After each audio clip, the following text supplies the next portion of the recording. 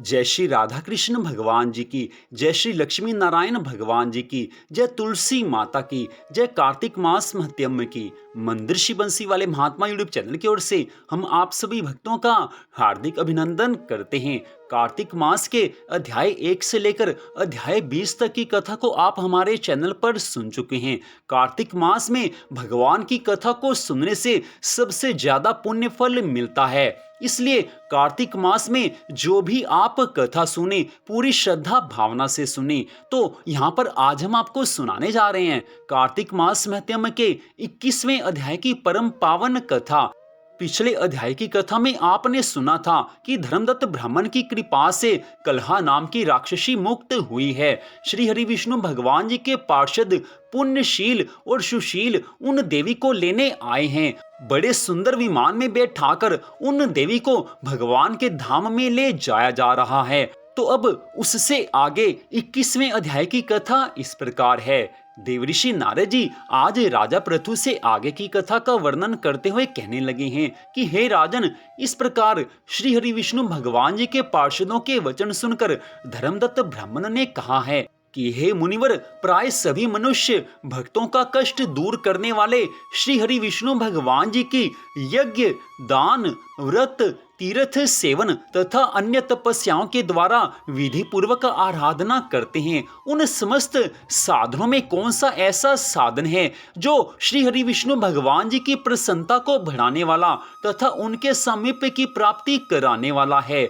आज धर्मदत्त ब्राह्मण के इन वचनों को सुनकर दोनों पार्षद अपने पूर्व जन्म की कथा कहने लगे हैं कि हे ब्राह्मण, पहले कांचीपुरी में चोल नामक एक चक्रवर्ती राजा हो गए हैं। उन्हीं के नाम पर उनके अधीन रहने वाले सभी देश चोल नाम से भी ख्यात हुए हैं। राजा चोल जब इस भूमंडल का शासन करते थे, उस समय उनके राज्य में कोई भी मनुष्य दरिद्र, दुखी, पाप में मन लगाने वाला अथवा रोगी नहीं था।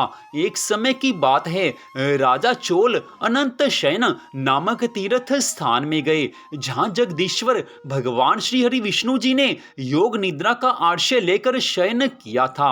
वहां श्री हरि विष्णु भगवान जी के दिव्य विग्रह की राजा ने विधि पूर्वक पूजा आराधना की है। दिव्य मणि, मुक्ताफल तथा स्वर्ण के बने हुए सुंदर पुष्पों से पूजन करके राजा ने आज साष्टांग प्रणाम किया है। प्रणाम करके वे ज्यों ही बैठे, उसी समय उनकी दृष्टि भगवान के पास आते हुए एक ब्राह्मण पर पड़ी है जो उन्हीं की कांची नगरी के निवासी थे। उनका नाम विष्णु दास था।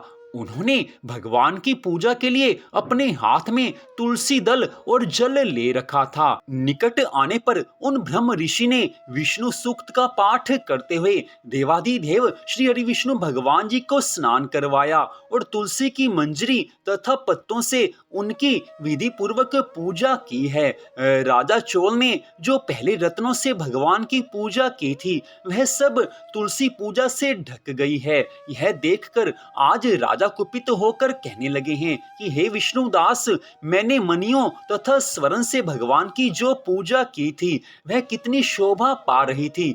तुमने तुलसी दल चढ़ाकर उसे ढक दिया। बताओ ऐसा क्यों किया? मुझे तो ऐसा जान पड़ता है कि तुम दरिद्र और गंवार हो, भगवान श्री हरि विष्णु जी की भक्ति के बारे में कुछ भी नहीं जानते, तुम्हें धर्म का कुछ भी ज्ञान नहीं है।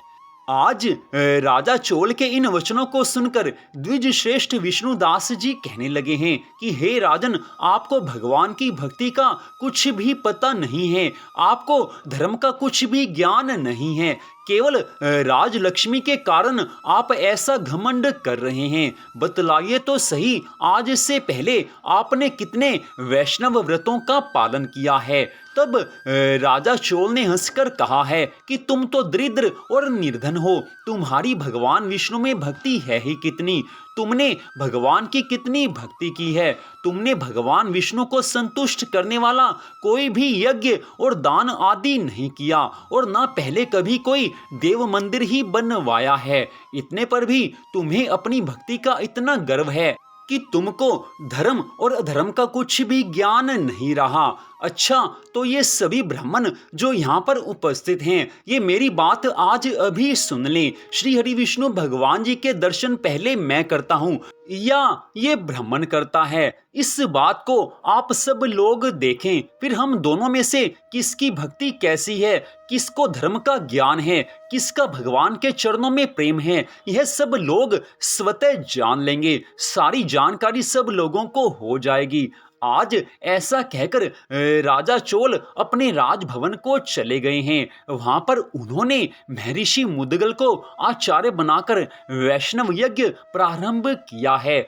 राजा चोल के मन में एक ही भाव था कि कैसे भी हो मुझे श्री हरि विष्णु भगवान जी को प्रसन्न करके पहले उनके दर्शन करने हैं। विष्णुदास ब्राह्मण से पहले मुझे भगवान के दर्शन करने हैं। राजा सच्ची श्रद्धा भावना के साथ श्री हरि विष्णु भगवान जी की भक्ति में लग गए हैं। मन में भगवान के लिए प्रेम भाव है, मन में भगवान के लिए प्यार की भावना है। पूरी तरह से धर्म कार्य के द्वारा अपना सारा समय व्यतीत करते हैं। अपने आचार्य के चरणों में पूरी श्रद्धा भावना रखकर वैष्णव यज्ञ का अनुष्ठान करने में लगे हुए हैं। विष्णुदास ब्राह्मण से पहले भगवान के दर्शन प्राप्त करने के लिए उन्होंने अपना सारा मन भगवान के चरणों में लगाया हुआ है।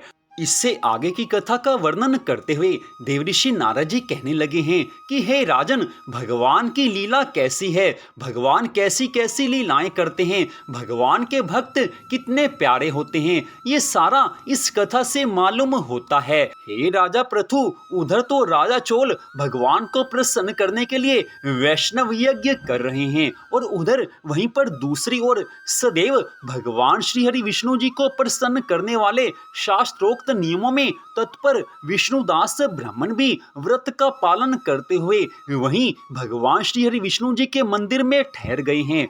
उन्होंने माघ मास और कार्तिक मास के उत्तम व्रत का अनुष्ठान, तुलसी वन की रक्षा, एकादशी को ओम नमो भगवते वासुदेवाय इस महामंत्र का जप, नृत्य, गीत आदि मंगलमय आयोजनों के साथ प्रतिदिन षोडशोपचार से श्री हरि विष्णु भगवान जी की पूजा आदि नियमों का आचरण किया है।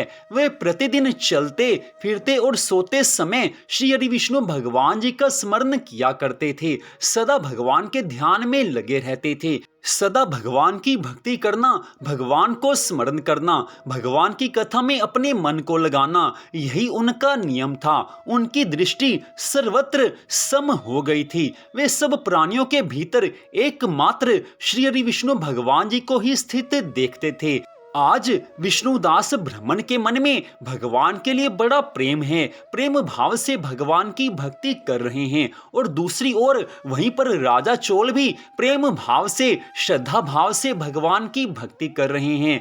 हे राजन, भगवान के दोनों भक्त अपनी अपनी विधि से, अपने अपने नियमों से भगवान को प्रसन्न करने के लिए, भगवान के दर्शन प्राप्त करने के लिए भगवान की भक्ति में पूरी तरह से लीन हैं। श्रद्धा हो तो ऐसी हो, भावना हो तो ऐसी हो, एक क्षण भी भगवान की भक्ति के बिना व्यर्थ ना जाए।